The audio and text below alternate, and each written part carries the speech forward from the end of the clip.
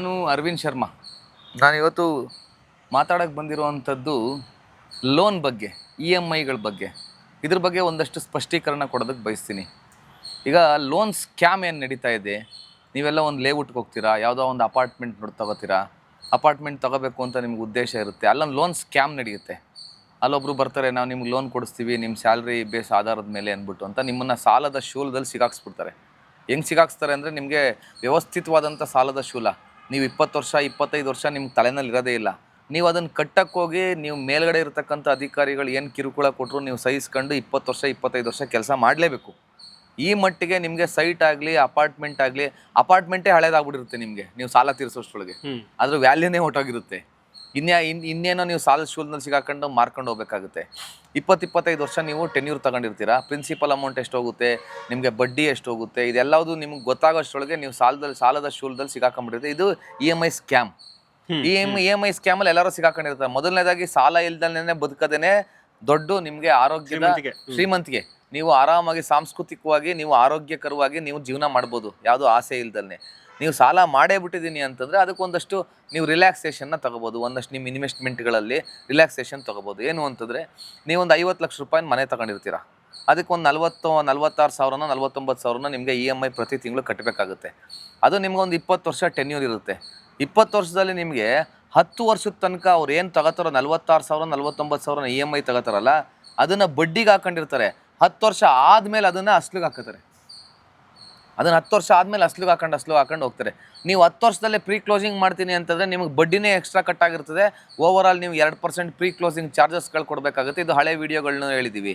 ಆದರೆ ನೀವು 20 ವರ್ಷ ಟೆನ್ಯೂರನ್ನು, ಮೊದಲನೇದಾಗಿ ನೀವು ತಗೊಳ್ಳೋವಂತಹ ಸಾಲದ ಮೊತ್ತದ ವಾರ್ಷಿಕ ಅವಧಿ ಏನಿದೆಯೋ, ನೀವು 20 ವರ್ಷ ತಗೋತೀರಾ, 15 ವರ್ಷ 10 ವರ್ಷಕ್ಕೆ ಆದಷ್ಟು ಮಾಡೋದಕ್ಕೆ ಹೋಗಬೇಕು. ಬಟ್ ನಿಮಗೆ ಸ್ಯಾಲ್ರಿ ಅದಕ್ಕೆ ಸಪೋರ್ಟ್ ಮಾಡ್ತಾ ಇರೋದಿಲ್ಲ. ಅವಾಗ ನೀವೇನು ಮಾಡಬೇಕಾಗುತ್ತೆ, ನಿಮ್ಗೇನು ಸ್ಯಾಲ್ರಿ, ನಿಮ್ಗೊಂದು 1 ಲಕ್ಷ ರೂಪಾಯಿ ಸ್ಯಾಲ್ರಿ ಬರ್ತಿದೆ ಅಂತ ತಿಳ್ಕೊಳ್ಳಿ. ನಿಮಗೆ ಅಲ್ಲಿ ಕೊಡೋದೇ ನಿಮ್ಮ ಖರ್ಚು ವೆಚ್ಚಗಳಲ್ಲಿ 50,000 ರೂಪಾಯಿ EMI ಕಟ್ಟೋದಕ್ಕೆ ಮಾತ್ರ ಕೊಡೋದು. ನೀವು ಒಂದು ಕಡೆ ಸಾಲ ತಗೊಂಡ್ಮೇಲೆ ಇನ್ನೊಂದು ಕಡೆ ಹೋಗಿ ಸಾಲ ತಗೊಳ್ಳೋದಕ್ಕಾಗೋದಿಲ್ಲ. ನಿಮ್ಮ ಸ್ಯಾಲ್ರಿ ಅಲ್ಲಿ ಕ್ರೆಡಿಟ್ ಆಗ್ತಾ ಇರುತ್ತೆ ಸಾಲಕ್ಕೆ.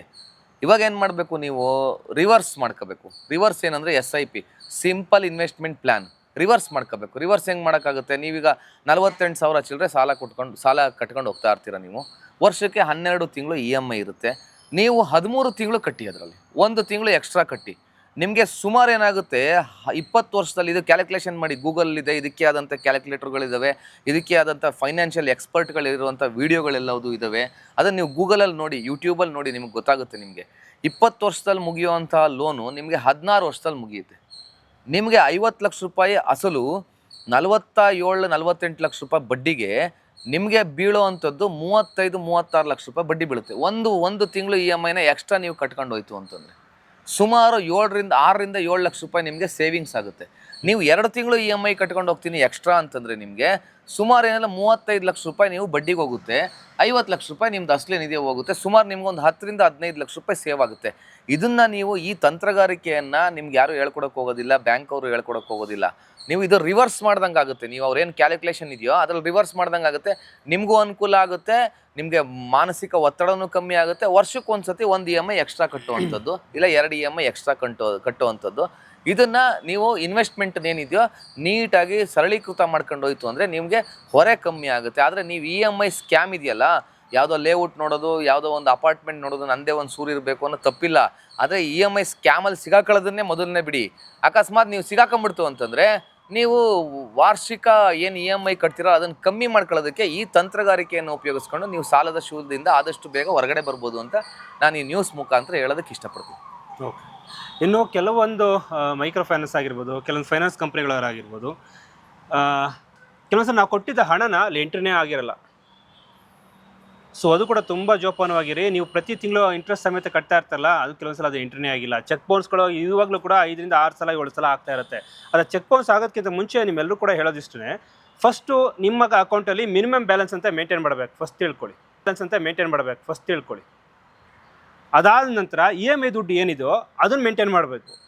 ಅದಾದಮೇಲೆ ಇನ್ಶೂರೆನ್ಸ್ ಅಂತ ಮಾಡಿಸಿರ್ತಾರೆ ನೋಡಿ, ನೀವು ಮೊಬೈಲ್ ತೊಗೊಳ್ತಿರೋ ಅಥವಾ ಫ್ರಿಜ್ಜು TV ಎಲ್ಲ ತೊಗೊಳ್ತಿರಲ್ಲ, ಅವಾಗ ಇನ್ಶೂರೆನ್ಸ್ ಮಾಡಿಸಿರ್ತಾರಲ್ಲ, ಆ ಹಣನೂ ಕೂಡ ಅಲ್ಲಿರಬೇಕು. ಅದನ್ನು ಕೂಡ ಅಲ್ಲಿಗೆ ಮೇಂಟೈನ್ ಮಾಡಬೇಕಾಗತ್ತೆ. ಇದರಲ್ಲಿ ಯಾವುದರ ಒಂದು ಮಿಸ್ ಆದರೂ ಕೂಡ ನಿಮಗೆ ಚೆಕ್ ಬೌನ್ಸ್ ಆಗುತ್ತೆ. ಸೊ ಬ್ಯಾಂಕಿಗೆ ಜಾಸ್ತಿ ದುಡ್ಡು ಹೋಗುತ್ತೆ, ಕಂಪನಿಯವರು ಕೂಡ ದುಡ್ಡು ಹೋಗ್ತಾನೆ ಇರುತ್ತೆ. ಆದರೆ ರಿಸರ್ವ್ ಬ್ಯಾಂಕ್ ಆರ್ಡರ್ ಪ್ರಕಾರ ಕಡಿಮೆಯಿಂದ ಒಂದು 2-3 ಸಲ ಹಾಕ್ಬೋದು ಅನ್ನೋ ಏನೋ ಇದೆ. ನನಗೆ ಇನ್ನೂ ಕೂಡ ಯಾವುದೇ ಫೈನಾನ್ಸ್ ಮ್ಯಾನೇಜರು ಇದುವರೆಗೆ ನನ್ನ ಹತ್ರ ಬಂದು ಮಾತಾಡಿಲ್ಲ. ಅದು ಮೂರೇ ಯಾವಾಗ ಸುದ್ದಿ ಮಾಡ್ತೀವಿ, ಯಾವಾಗ ವೈರಲ್ ಆಗುತ್ತೆ, ಯಾವಾಗ ನಿಮ್ಮ ಸಂಸ್ಥೆಗೆ ತೊಂದರೆ ಆಗುತ್ತೆ, ಅವಾಗ ಅಲ್ಲಿಂದೇ ಒಬ್ಬರು ಮ್ಯಾನೇಜರ್ ಅಂದ್ಬಿಟ್ಟು ಅದ್ಯಾರೋ ಪ್ರಾಜೆಕ್ಟ್ ಮ್ಯಾನೇಜರ್ ಅಂದ್ಬಿಟ್ಟು ನಮಗೆ ಫೋನ್ ಮಾಡ್ತೀರಿ, ಸರ್ ನಮ್ಮ ಹತ್ರ ಸಾಕ್ಷಿ ಇದೆ, ನಾವು ಕೊಡ್ತೀವಿ ಅಂತ. ಇದುವರೆಗೆ ಯಾವ ನನ್ನ ಮಗನೂ ಕೂಡ ನಾನು ಕೊಟ್ಟಿಲ್ಲ. ಎಷ್ಟು ಫೈನಾನ್ಸ್ ಗಳ ಬಗ್ಗೆ ನಾನು ಸುದ್ದಿಗಳು ಮಾಡಿದ್ದೀನಿ. ಯಾವನಾರು ಒಬ್ಬನಾರು ನಮ್ಮ ಜೊತೆ ಮಾತಾಡ್ತೀರಾ? ನೀವು ಮಾತಾಡಲ್ಲ. ಯಾಕೆ ಹೇಳಿ? ನಿಮ್ಗೆ ಅಲ್ಲಿ ನಾವು ಸ್ಕ್ರೂ ಮಾಡಿಬಿಡ್ತೀವಿ, ಮೀಡಿಯಾದ ಮುಂದೆ ಮಾತಾಡಿದ್ರೆ ನಿಮ್ಗೆ ಸತ್ಯ ಬಿಚ್ಚಿಡಿಸ್ಬಿಡ್ತೀವಿ ನಾವು. ಅವಾಗ ಗೊತ್ತಾಗುತ್ತೆ ಎಲ್ಲ ಸರಿ ನಿಮಗೆ ಗುಂಬಿಡ್ತಾರೆ ಅಂದ್ಬಿಟ್ಟು. ಮೊನ್ನೆ ಒಂದು ಮಣಿಪುರಮ್ದೊಂದು ಮಾಡಿದೆ, ವಿಸ್ತಾರ ಫೈನಾನ್ಸ್ ಅವ್ರದ್ದೊಂದು ಮಾಡಿದೆ, ಬಜಾಜ್ ಫೈನಾನ್ಸ್ ಅವ್ರದ್ದು ಮಾಡಿದೆ. ಆದರೆ ಕಸ್ಟಮರ್ಗೆ ಏನು ಸಮಸ್ಯೆ ಆಗ್ತಿದೆ ಅಂತ ನಾನು ಹೇಳಿದೆ. ಆದರೆ ಕ್ಲಾರಿಟಿ ಕೊಡೋದಕ್ಕೆ ಸಂಬಂಧಪಟ್ಟ ಮ್ಯಾನೇಜರ್ಗಳು ಯಾರೂ ಇದುವರೆಗೆ ನಾನು ಮಾತಾಡಲ್ಲ, ಯಾರೂ ಮಾತಾಡಲಿಲ್ಲ. ನನಗೆ ಮಾತಾಡ್ತಾನೆ ಇಲ್ಲ. ಕೇಸ್ ಹಾಕ್ತೀವಿ ಅಂತ ಹೇಳ್ತಾರೆ, ಹಾಕೋಗ್ರಿ, ನಾನು ಕೋರ್ಟ್ಗೆ ಬಂದು ನೋಡ್ಕೊಳ್ತೀನಿ. ಇವೆಲ್ಲ ಧಮಕಿಗಳು ನಮ್ಮ ಹತ್ರ ಕೂಡ ಇಟ್ಕೊಳಕ್ಕೆ ಹೋಗ್ಬಿಡಿ. ಕಸ್ಟಮರು ದುಡ್ಡು ತೊಗೊಂಡಿದ್ದಾರೆ. ಯಾಕೆ ಹೇಳಿ? ಕಸ್ಟಮರ್ಗೆ ಬಡ್ಡಿಗೆ ದುಡ್ಡು ಕೊಡಬೇಕು ಅಂತ ನೀವು ಕಂಪ್ನಿ ಶುರು ಮಾಡಿದ್ದು. ಕಂಪ್ನಿ ಶುರು ಮಾಡಿದ್ಮೇಲೆ ನಿಮ್ಮ ತೊಗೊಳಕ್ಕೆ ಬಂದಿಂದ ನೀನು ಕೇಳಕ್ಕೆ ಹೇಳಿದ್ನ ಅಂತ ಕೇಳ್ತೀರಾ? ತೊಗೊಂಡು ತಿನ್ಬೇಕಾರೆ ಮಜಾ ಇತ್ತಾ, ಖುಷಿ ಇತ್ತಾ? ತಿನ್ಬೇಕಾರೆ ಜ್ಞಾನ ಇರಲಿಲ್ವಾ? ಬಾಯಲ್ಲಿ ಏನು ಹಾಕಣಿ ಅಂತ ಕೇಳ್ತಿರಲ್ಲ ನೀವು. ಮನೆ ಹತ್ರ ಬಂದು ನಿಂತ್ಕೊಂಡು ಮಾತಾಡ್ಕೊಂಡು ಅವ್ರಿಗೆ ಧಮಕಿ ಹಾಕಿ ಮಾನ ಮರ್ಯಾದೆ ತೆಗೆದು ಅವನ್ನ ಆತ್ಮಹತ್ಯೆ ಮಾಡ್ಕೊಳ್ಳೋ ರೇಂಜಿಗೆ ಕರ್ಕೊಂಡೋಗಿ ಬಿಡ್ತಿರಲ್ಲ. ನಿಮಗೆ ಯಾವನೇ ಅಧಿಕಾರ ಕೊಟ್ಟನು? ರಿಸರ್ವ್ ಬ್ಯಾಂಕ್ ಏನು ಹೇಳಿದೆ? ಬ್ಯಾಂಕ್ ಅವ್ರು ಏನು ಹೇಳಿದೆ? ಕಾನೂನು ಏನು ಹೇಳ್ತಾ ಇದೆ? ಮನೆ ಹತ್ರ ಹೋಗಿ ಅಕ್ಕಪಕ್ಕದವ್ರು ನೋಡಿದಾಗ ಅವ್ನು ಮರ್ಯಾದೆ ಹೋಗುತ್ತೆ. ಮರ್ಯಾದೆ ನೀವು ಕೊಡ್ತೀರಾ? ಇವತ್ತಿಲ್ಲ ನಾಳೆ ಅವ್ನು ನಿಮಗೆ ಹಣ ಕೊಡ್ತಾನೆ. ಮರ್ಯಾದೆ, ಹಣ, ಪ್ರಾಣ ನೀವು ಕೊಡ್ತೀರಾ? ಮನೆ ಹತ್ರ ಈಗಲೂ ಕೂಡ ಹೇಳ್ತಾನೆ, ಮೈಕ್ರೋ ಫೈನಾನ್ಸ್ ಕಂಪ್ನಿಯವರಿಗೆ ಅನೇಕ ಸುದ್ದಿಗಳನ್ನ ಪ್ರತಿನಿತ್ಯ ನಾನು ಮಾಡ್ತಾ ಇದ್ದೀನಿ. ಪ್ರತಿನಿತ್ಯ ರೈಟ್ ನ್ಯೂಸಲ್ಲಿ ಬರ್ತಾ ಇದೆ. ಮನೆ ಹತ್ರ ಹೋಗೋದು, ಧಮಕಿ ಹಾಕೋದೆಲ್ಲ ಮಾಡಿದಾಗ ಕಸ್ಟಮರ್ ನೀವು ಕೂಡ ಅಷ್ಟೇ, ಸಾಲ ತೊಗೊಂಡಿದ್ದೀನಿ ಅಂದ ಮಾತ್ರಕ್ಕೆ ಅವ್ರಿಗೆ ಭಯಪಟ್ಟು ಬದುಕು ಅಂತ ಏನೂ ಇಲ್ಲ. ಎಲ್ಲವನಿಗೂ ಕೂಡ ಸಾಲ ಇದೆ. ನೀನು ಕೊಲೆ ಮಾಡಿಲ್ಲ ಅಲ್ವಾ ಎದುರ್ಕೊಂಡು ಓಡೋದಕ್ಕೆ? ಸಾಲ ತೊಗೊಂಡಿದ್ಯಾ? ಹಿಂಗೆ ಸಾಲ ಕೊಡಬೇಕು ಅಂತಲೇ ಅವನು ಕಂಪ್ನಿ ಶುರು ಮಾಡಿರ್ತಾನೆ. ಅವ್ನು ಕಂಪ್ನಿ ಶುರು ಮಾಡಿದ್ದಾನೆ ಅಂತ ಇವನು ಸಾಲ ತೊಗೊಂಡಿರ್ತಾನೆ. ಇವನು ದುಡ್ಡೆಲ್ಲ ಅವ್ನು ತಿಂತಾ ಇರ್ತಾನೆ. ಯಾರ್ಯಾರು ಆಮೇಲೆ ಮನೆ ಹತ್ರ ಬರ್ತಿರ್ತಾರೆ ನೋಡಿ ಫೈನಾನ್ಸ್ ಕಂಪ್ನಿಯವರು, ಯಾರು ಇಲ್ಲ, ಯಾರು ಬೇಕಾದ್ರೆ ಕಳಿಸೋದಂತೆ ಮನೆ ಹತ್ರ. ಹಾಗಾಗಿ ಹಳ್ಳಿಗಳ ಕಡೆ ಇದೊಂದು ದೊಡ್ಡ ಸಮಸ್ಯೆ. ಇನ್ನೊಂದೇನು ಅಂತಂದ್ರೆ, ನಮ್ಮ ದೇಶದ ಕಾನೂನಲ್ಲಿ ಪೊಲೀಸ್ ಇಲಾಖೆಗೆ ಸಿವಿಲ್ ಮ್ಯಾಟ್ರಲ್ಲಿ ಹಾಗೂ ಫೈನಾನ್ಷಿಯಲ್ ಮ್ಯಾಟ್ರಲ್ಲಿ ಎರಡರಲ್ಲೂ ಹಸ್ತಕ್ಷೇಪ ಮಾಡೋದಕ್ಕೆ ನಮ್ಮ ದೇಶದ ಕಾನೂನು ಅವಕಾಶ ಕೊಟ್ಟಿಲ್ಲ. ಉದಾಹರಣೆಗೆ, ನನಗೆ ನಾನು ಲೋನ್ ತಗೊಂಡಿರ್ತೀನಿ, ಡಿಫಾಲ್ಟರ್ ಆಗಿರ್ತೀನಿ, ಫೋನ್ ಮಾಡ್ತಾರೆ, ನಾನು ಕಣ್ರಿ ಸ್ಟೇಷನಿಂದ ಮಾತಾಡ್ತಿದ್ದೀನಿ. ಮಾತಾಡಪ್ಪ, ನಿನಗೆ ಯಾರು ರೈಟ್ಸ್ ಕೊಟ್ಟಿದ್ದು ಸ್ಟೇಷನಿಂದ ಮಾತಾಡೋದಕ್ಕೆ? ಏನು ಸಮನ್ಸ್ ಕೊಟ್ಟಿದ್ದೀರಾ? ಈ ವಿಷಯದಲ್ಲಿ ವಿಶೇಷವಾಗಿ ಯಾವುದು ಫೈನಾನ್ಷಿಯಲ್ ವಿಚಾರದಲ್ಲಿ ನೀವು EMI ಕಟ್ಟಿಲ್ಲ ಕಣ್ರಿ, ಕಂಪ್ಲೇಂಟ್ ಕೊಟ್ಟಿದ್ದಾರೆ, ಅದೆಲ್ಲ ಮಾತಾಡೋದಕ್ಕೆ ಅವ್ರ ರೈಟ್ಸ್ ಇಲ್ಲ. ಯಾರೋ ಫೇಕ್ ಪೊಲೀಸ್ ಹೆಸರು ಹೇಳ್ಕೊಂಡು ಅಲ್ಲಿರ್ತಕ್ಕಂಥ ಕಾಲ್ ಸೆಂಟ್ರ್ ಅವರು ಈ ಧಮ್ಕಿನಲ್ಲಿ ಮಾತಾಡಿದೆ, ನಾನು ಕಣ್ರಿ ಇನ್ಸ್ಪೆಕ್ಟ್ರ್ ಮಾತಾಡ್ತಿದ್ದೀನಿ, ನಾನು ಕಣ್ರಿ ಸ್ಟೇಷನಿಂದ ಮಾತಾಡ್ತಿದ್ದೀನಿ ಅನ್ನೋ ಅವ್ರ ಧ್ವನಿನಲ್ಲಿ ಮಾತಾಡ್ತಾರೆ. ಪೊಲೀಸರು ಮಾತಾಡೋಕೆ ರೈಟ್ಸ್ ಇಲ್ಲ. ನೀವು ಅವಾಗ ಏನು ಮಾಡ್ಬೋದು? ಆಯ್ತಪ್ಪ, ದೊಡ್ಡ ಮನುಷ್ಯ, ನಿನಗೆ ಕಾನೂನು ಅರಿವಿಲ್ಲ, ಫೈನಾನ್ಷಿಯಲ್ ಮ್ಯಾಟ್ರಲ್ಲಿ ನೋಟಿಸ್ ಕೊಡಬೇಕು, ನೋಟಿಸ್ ಸರ್ವ್ ಮಾಡಬೇಕು, ಕೋರ್ಟ್ಗೆ ಹೋಗ್ಬೇಕು, ಕೋರ್ಟಿಂದ ನೋಟಿಸ್ ಇಶ್ಯೂ ಆಗಿ ಅಟೆಂಡ್ ಆಗಲಿಲ್ಲ ಅಂದರೆ ಬಾಡಿ ವಾರೆಂಟ್ ಬರಬೇಕು, ಆಮೇಲೆ ನಿಮಗೆ ಪೊಲೀಸ್ ಬರೋದು. ನೀವು ನಿಮ್ಮ ಏರಿಯಾ ಯಾವುದು? ನಾನು ಇಲ್ಲಿ ಮೈಸೂರಲ್ಲೆಲ್ಲೋ ಇರ್ತೀನಿ, ಅವನೆಲ್ಲೋ ಬೆಂಗಳೂರಲ್ಲಿರೋ ಸ್ಟೇಷನ್ ಹೆಸರು ಹೇಳ್ಕೊಂಡು ಮಾತಾಡೋಂಗಿಲ್ಲ. ಅವನು ನನ್ನ ಮನೆ ನಾನು ಎಲ್ಲಿ ವಿಳಾಸ ಕೊಟ್ಟಿದ್ದಾನೋ ಅಲ್ಲಿರ್ತಕ್ಕಂಥ ಸ್ಟೇಷನ್ ಸಿಬ್ಬಂದಿ ಬರಬೇಕು. ಆ ಸ್ಥಳೀಯವಾಗಿರ್ತಕ್ಕಂಥ ಸಿಬ್ಬಂದಿ ಬಂದು ನನಗೆ ಮಾತಾಡಿಸ್ಬೇಕು. ಬಾಡಿ ವಾರೆಂಟ್ ಇಶ್ಯೂ ಆದರೆ ಬಹುತೇಕ ಈ ವಿಚಾರಗಳಲ್ಲಿ ಬಾಡಿ ವಾರೆಂಟ್ ಇಶ್ಯೂ ಆಗೋದಿಲ್ಲ. ಯಾಕಂದರೆ ನೋಟಿಸ್ ಕೋರ್ಟೇ ನೋಡ್ಕೋಬೇಕು. ನೋಟಿಸ್ ತಗೊಂಡಿದ್ರೆ ಎಷ್ಟೋ ಜನ ನೋಟಿಸೇ ತಗೊಳ್ಳೋದಿಲ್ಲ, ಊರೇ ಬಿಟ್ಟು ಹೋಗಿರ್ತಾರೆ. ಇಂಥ ಹಲವಾರು ವಿಚಾರಗಳಿದ್ದಾವೆ. ಯಾಕೆ ಇದನ್ನೆಲ್ಲ ಏನಕ್ಕೆ ಫೈನಾನ್ಸ್ ಕಂಪ್ನಿಯವ್ರು ಸಹಿಸ್ಕೋತಾರೆ ಅಂದರೆ, ಅವರು ಪ್ರೀ ಕ್ಲೋಸಿಂಗ್ ಮುಂಚೆನೇ ಎಲ್ಲ ಬಡ್ಡಿನೂ ತೊಗೊಂಡ್ಬಿಟ್ಟಿರ್ತಾರೆ. ಅವ್ರಿಗೆ ಒಂದು ಕಸ್ಟಮರ್ ಡಿಫಾಲ್ಟ್ ಆಯಿತು ಅಂತಂದರೆ 90 ಕಸ್ಟಮರ್ ದುಡ್ಡು ಕಟ್ಬಿಟ್ಟಿರ್ತಾರೆ. 90 ಕಸ್ಟಮರ್ ದುಡ್ಡು ಅಲ್ಲಿ ಹೂಡಿಕೆ ಆಗಿರುತ್ತೆ. ಒಂದು ಕಸ್ಟಮರಿಂದ ಡಿಫಾಲ್ಟ್ ಆದರೆ ಅವ್ರಿಗೇನು ಲಾಸ್ ಏನಾಗೋದಿಲ್ಲ ಅವ್ರಿಗೆ. ಆದರೆ ನೀವು ಮೋಸ ಮಾಡಿ ಅಂತ ಹೇಳೋದಿಲ್ಲ. ನೀವು ತಡವಾದಾಗ 2 ತಿಂಗಳು 3 ತಿಂಗಳು EMI ಕಟ್ಟಕ್ಕಾಗ್ದಲ್ಲ, ನಿಮ್ದೇನೋ ಫೈನಾನ್ಷಿಯಲ್ ಸಮಸ್ಯೆ ಇದ್ದಾಗ ಪೊಲೀಸವರು ಯಾವುದೇ ಕಾರಣಕ್ಕೂ ಫೋನ್ ಮಾಡಂಗಿಲ್ಲ, ಅವಾಚ್ಯ ಶಬ್ದಗಳಿಂದ ಮಾತಾಡಂಗಿಲ್ಲ, ಸ್ಟೇಷನಲ್ಲಿ ಡೀಲ್ ಮಾಡಂಗಿಲ್ಲ. ಪೊಲೀಸ್ ಹೆಸರು ಹೇಳ್ಕೊಂಡು ಯಾರು ಫೋನ್ ಮಾಡ್ತಾರೋ ನೀವು ಹೆದರ್ಕೋಬೇಡಿ. ನೀನು ಅಂದರೆ ನಿಮ್ಮ ಅಪ್ಪ ಅಂತನ್ನಿ, ಕಾಲ್ ರೆಕಾರ್ಡ್ ಮಾಡ್ಕೊಳ್ಳಿ. ನೀನು ಅಂದರೆ ನಿಮ್ಮ ಅಪ್ಪ ಅನ್ನಿ. ಯಾಕೆ ಅಂತಂದರೆ ಅವನಿಗೆ ಯಾವುದೇ ರೀತಿಯ ಪೊಲೀಸ್ ಹೆಸರು ಹೇಳ್ಕೊಂಡು ಫೋನ್ ಮಾಡೋದಕ್ಕೆ ಈ ದೇಶದ ನೆಲದ ಕಾನೂನು ಅವಕಾಶ ಕೊಟ್ಟಿಲ್ಲ. ಆದರೆ ನಿಮ್ಮ ತಪ್ಪು ಇಟ್ಕೊಳ್ಳೋದಕ್ಕೆ ಹೋಗಬೇಡಿ, ನಿಮ್ಮ ತಪ್ಪನ್ನೇನು ಇಟ್ಕೊಳ್ಳೋದಕ್ಕೆ ಹೋಗಬೇಡಿ. ಕೋರ್ಟಿಂದ ಬಂದಾಗ, ಕೋರ್ಟಿಂದ ಅಮೀನ್ದಾರು ಇನ್ನೊಬ್ರು ಮತ್ತೊಬ್ರು ಬಂದಾಗ ನೋಟಿಸ್ ರಿಸೀವ್ ಮಾಡಿ. ಬರೀ ನೋಟಿಸಲ್ಲಿ ಅವ್ರು ಮಾತಾಡಿಸ್ಬೇಕು ಹೊರತು ಫೋನಲ್ಲಿ ಮಾತಾಡ್ಸಂಗಿಲ್ಲ.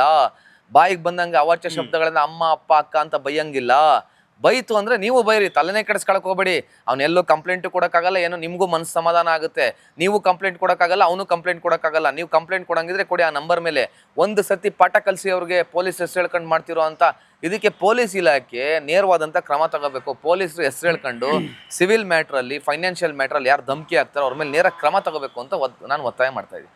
ಓಕೆ, ಹಾಗೆ 1 ತಿಂಗಳು EMI ಕಟ್ಟಿಲ್ಲ ಅಂತ ಮನೆ ಹತ್ರ ಬರ್ತಾರೆ. ಮನೆ ಹತ್ರ ಸುಮ್ಮನೆ 4-5 ಜನ ಟೀಮ್ ಕರ್ಕೊಂಡು ಬರ್ತಾರಂತೆ. ಸೊ ದಯವಿಟ್ಟು ಆ ಥರ ಮಾಡಿದಾಗ ಸಾಲ ತೊಗೊಂಡಿರೋರಿಗೆ ನಾನು ಹೇಳ್ತಾ ಇದ್ದೀನಿ, ಯಾರು ಹೆದರ್ಕೋಬೇಡಿ, ಒಂದು ವಿಡಿಯೋ ಮಾಡ್ಕೊಳ್ಳಿ. ನಿಮಗೆ ಸಾಲ ಕಟ್ಟೋಕ್ಕಾಗಲಿಲ್ಲ ನಿಜ, ಹಾಗಂತ ನಿಮ್ಮ ಪರವಾಗಿ ಇದೀನಿ ಅಂತ ಹೇಳ್ತಾ ಇಲ್ಲ. ಸಾಲ ಕಟ್ಬಿಡ್ರಿ, ಅವ್ರನ್ನ ನೀವು ಮಜಾ ಮಾಡಿಬಿಡಿ ಅಂತ ನಾನು ಹೇಳ್ತಾ ಇಲ್ಲ. ಆ ಸಮಯಕ್ಕೆ ಕಟ್ಟೋಕ್ಕಾಗಲ್ಲ ನಿಜ, ಆದರೆ ಅದಕ್ಕಿಂತ 1 ತಿಂಗಳು, 2 ತಿಂಗಳು, 3 ತಿಂಗಳು ಟೈಮ್ ಇದೆ. ಆಮೇಲೆ ಕೋರ್ಟ್ಗೆ ಹೋಗಿ ಅವ್ರು ನೋಟಿಸನ್ನ ಸರ್ವ್ ಮಾಡಿಕೊಂಡು ಅಲ್ಲಿಂದ ಅವ್ರು ಬರಬೇಕು. ಕೆಲವೊಂದು ಕಂಪ್ನಿಗಳವರು ಅದನ್ನು ಮಾಡ್ತಾ ಇಲ್ಲ, ಮನೆ ಹತ್ರ ಬಂದು ಮರ್ಯಾದೆ ತೆಗೆಯುವಂಥ ಕೆಲಸಗಳನ್ನು ಮಾಡ್ತಾ ಇದ್ದಾರೆ. ಹಾಗಾದಾಗ ಒಂದು ವಿಡಿಯೋ ಮಾಡಿ ಇಲ್ಲ ಫೋಟೋ ಮಾಡಿ, ಯಾರ್ಯಾರು ಮನೆ ಹತ್ರ ಬಂದಿದ್ರು ಅವ್ರ ನಂಬರ್ ಸಾಧ್ಯ ಆದರೆ ಅವ್ರ ID ಕಾರ್ಡ್ ಇದ್ದರೆ ID ಕಾರ್ಡ್ ಫೋಟೋ ಹೊಡೆದು ನನ್ನ ರೈಟ್ ನ್ಯೂಸ್ ಕಳಿಸಿ. ಪ್ರತಿ ಹಳ್ಳಿಗಳಲ್ಲೂ ಕೂಡ ಇವತ್ತು ನನ್ನ ರೈಟ್ ನ್ಯೂಸ್ ರೀಚ್ ಆಗಿದೆ. ಪ್ರತಿಯೊಬ್ಬರದ್ದು ಕೂಡ ನಂಬರ್ ಇದೆ. ಈಗಲೂ ಕೂಡ ನಂಬರ್ ಪ್ರತಿ ವಿಡಿಯೋದಲ್ಲೂ ಕೂಡ ನಾನು ಕೊಡ್ತಾ ಇದ್ದೀನಿ. ಹಾಗೆ ನಾನು ಕಮೆಂಟ್ಸ್ಗಳನ್ನ ಯಾವ ಕಾರಣಕ್ಕೂ ನೋಡಲ್ಲ. ನನ್ನ ನಂಬರ್ ಓಪನ್ ಆಗಿ ಕೊಡ್ತಾ ಇದ್ದೀನಲ್ಲಪ್ಪ, ನೀವು ಮಾತಾಡ್ರಿ, ಫೋನ್ ಮಾಡಿ ಮಾತಾಡಿ. ನನ್ನೊಟ್ಟಿಗೆ 2 ನಂಬರ್ ಕೊಟ್ಟಿದ್ದೀನಿ. ಅದೇನು ಸಮಸ್ಯೆ ಅಂತ ಹೇಳಿ ಆ ಸಮಸ್ಯೆ ಬಗ್ಗೆನೇ ಮಾತಾಡುವ. ಏನಾದರೂ ಸುದ್ದಿ ಮಾಡಿದ್ರೆ ನೀನು ಅವ್ನ ಬಕೆಟ ಅಂತ ಕೇಳೋದು, ಇವ್ನ ಬಕೆಟ ಅಂತ ಕೇಳೋದು. ಯಾವನಾರು ಒಬ್ಬ ರಾಜಕಾರಣಿ ಅವ್ರ ಚೇಲಾಗಳು, ಅವ್ರ ಕೋಡಂಗಗಳು ಯಾರಾದರೂ ಇದ್ದರೆ, ಅಣ್ಣ ರೈಟ್ ನ್ಯೂಸ್ ಅವ್ರು ಏನಾದ್ರು ದುಡ್ಡು ಇಸ್ಕೊಂಡು ಅಂತ ಕೇಳಿ ನೋಡ್ಬಿಡಿ. ದುಡ್ಡು ಇಸ್ಕೊಂಡು ಸುದ್ದಿ ಮಾಡ್ತಾರೆ ಅಂತ ಹೇಳಿ ನೋಡ್ಬಿಡಿ, ನೋಡೋಣ. ಇವೆಲ್ಲ ಬಿಟ್ಬಿಡ್ರಿ. ನಂಬರ್ ಕೊಟ್ಟಿದ್ದೀನಿ, ಡೈರೆಕ್ಟ್ ಡಿಸ್ಕಸ್ ಮಾಡಿ. ಏನು ಸುದ್ದಿ ಮಾಡಬೇಕಲ್ಲ ನಾನು ಡೈರೆಕ್ಟಾಗಿ ಮಾಡ್ತೀನಿ. ಅದು ಯಾರು ಸುದ್ದಿ ಮಾಡಬೇಕಲ್ಲ ನಾನು ಮಾಡ್ಕೊಡ್ತೀನಿ.